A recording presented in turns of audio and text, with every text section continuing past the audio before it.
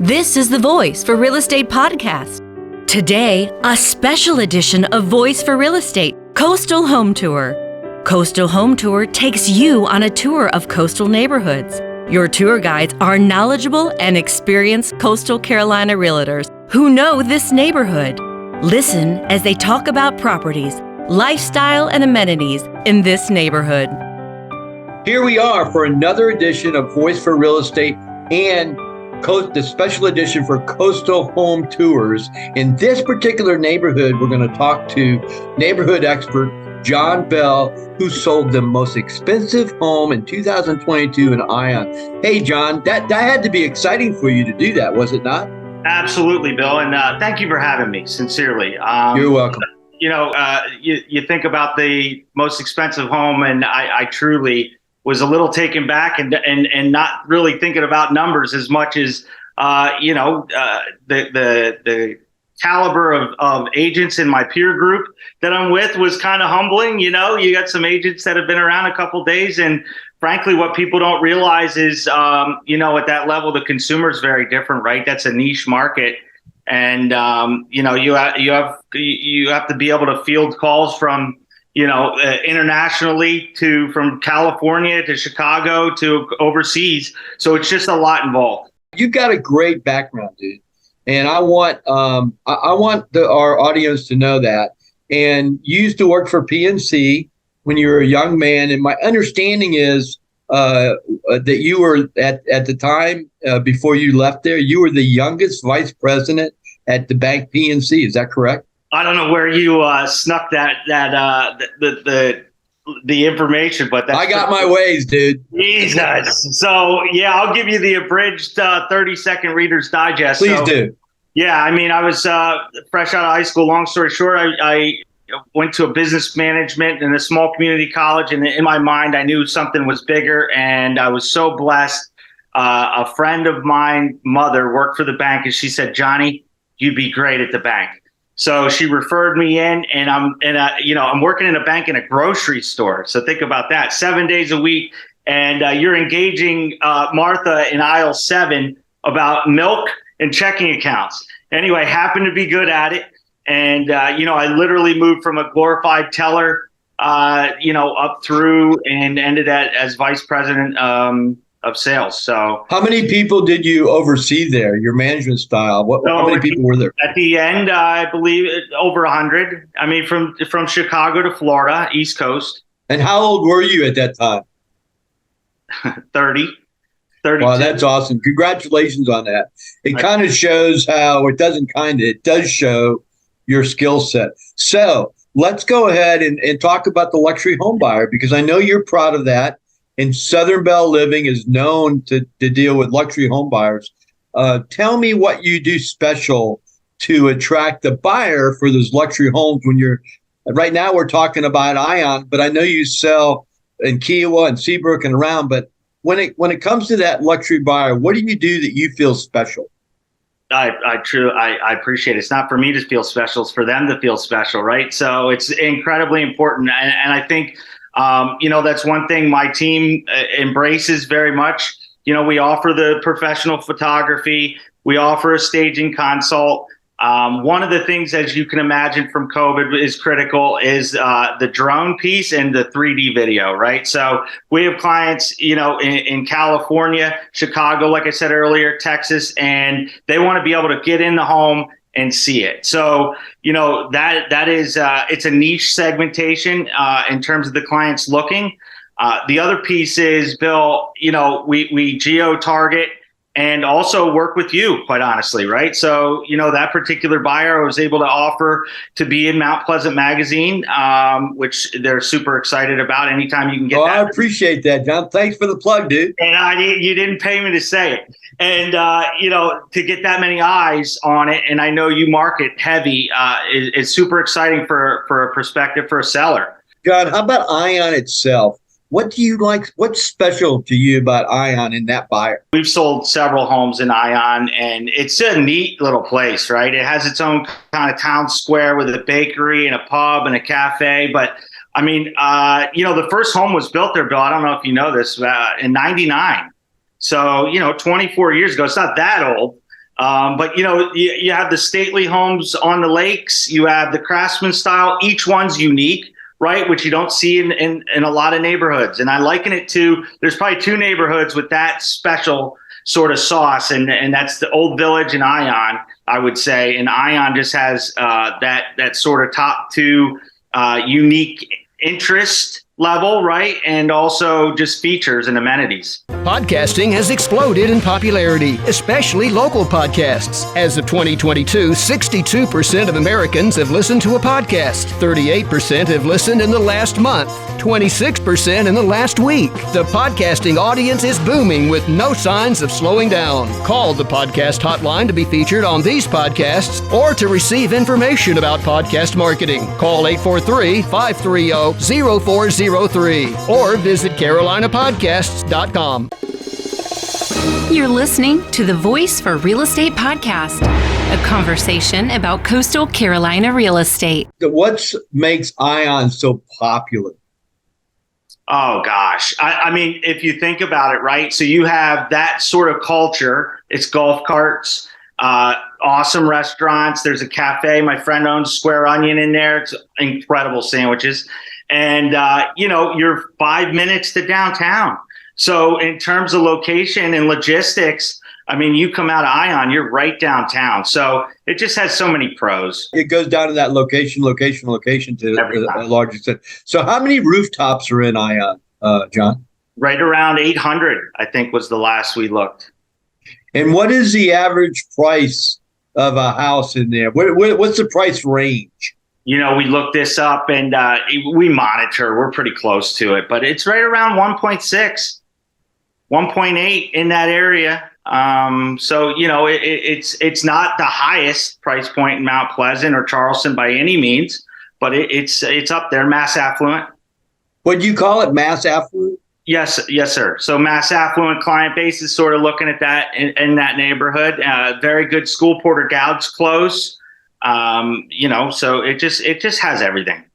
So when you were told you sold the most expensive home in Ion, like what went through your head? What were you thinking?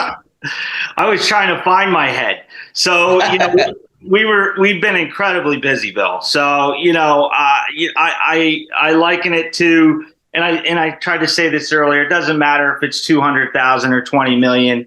I mean, literally, Bill, I take every transaction, and my team does this truly. We're faith-driven people to help and to serve. And, it was a feather in the cap, but there's many more that need help. And, it's an awesome, quote unquote, accolade, but, just keep on keeping on.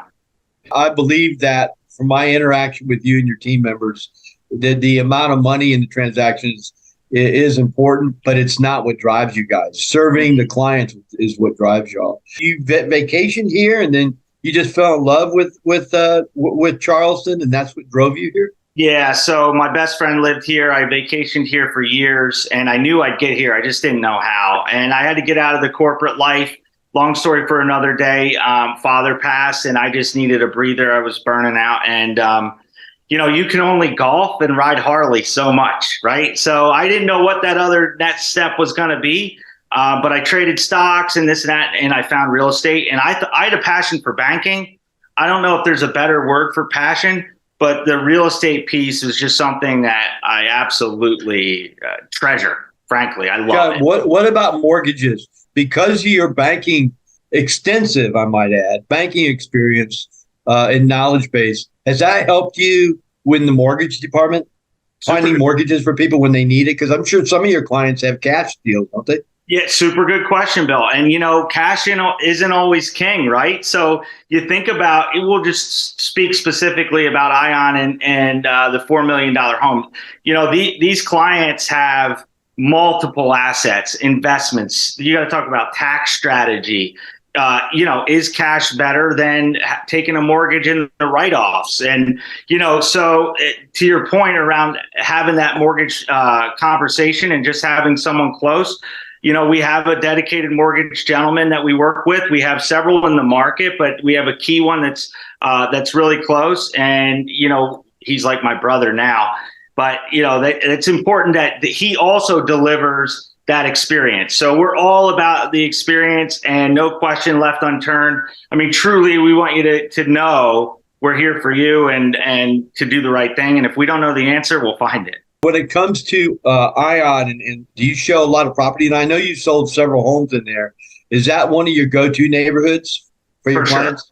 For sure. Yeah. So, there's several neighborhoods in Mount Pleasant specifically. When you think about, Mount Pleasant in itself is very low crime. It's a beautiful place to live. High school levels, a lot of good schools. Yeah, absolutely. Right. So you think about Mount Pleasant when we have folks calling and they say, where should we live? And we need a good school. You go to Mount Pleasant. Ion's in the top 3 immediately. And we know the neighborhoods and, the lifestyle. People don't leave. I mean, you come in, you have longstanding folks. So the houses aren't up for sale every day. So we do have a long pipeline and a long list just within our internal team. And then what's beautiful is we've created some good relationships, Bill, with the realtors in town. What do they say? 10% of the work, or 10%, top 10% do 90% of the work. I liken that one to like the top 2%, and just having agents that also have that client base is critical to have those relationships. If memory serves me right, this was an existing client. So do you have a lot of return clients that come to you once you do a transaction? Amen. So I'm so glad you brought that up, Bill. So right now, specifically, there's this big R word out there called recession, and everybody's kind of frantic and nervous. And truth be told, our existing client base is really supported sort of our market here for us. Our sphere has grown significantly in 4 years. And, obviously from an equity perspective, a lot of folks are sitting on some serious money and just want to change. So, our existing clients are calling us, and we're super busy on that front. So that's great when you have, I treasure that too. You've been my client for many years, and that retaining clients is really important. Actually doing what you said at the beginning of the podcast is important. Serving the people that support you is incredibly important.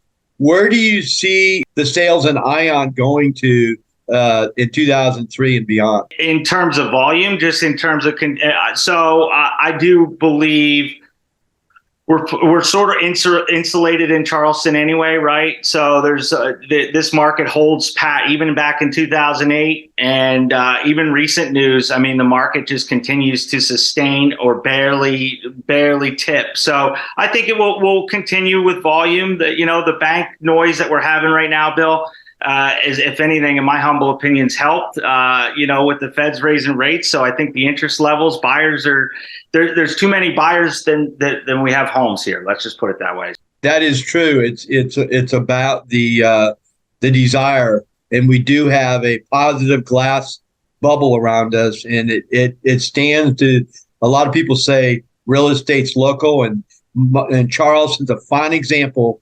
Is a stellar example of that. What it goes in each one market doesn't always go to the next market. So 100%. I think actually I feel the Carolina coast is isolated to some extent. Not just 100%. Yeah, if you look even statistically, it always marks higher. And to your point, nobody has a crystal ball. But what's the safest investment, right? Is real estate. Real estate. I mean, yeah, exactly. I mean, I think. I want our audience to know too that not only were you on the top 10 list in Ion, you also were on some top 10 lists in other neighborhoods this past year. But in several cases, John, you were the number 1 on that list. You weren't just on the list. You were number 1 on that list in several neighborhoods. And we've been compiling these lists for many years.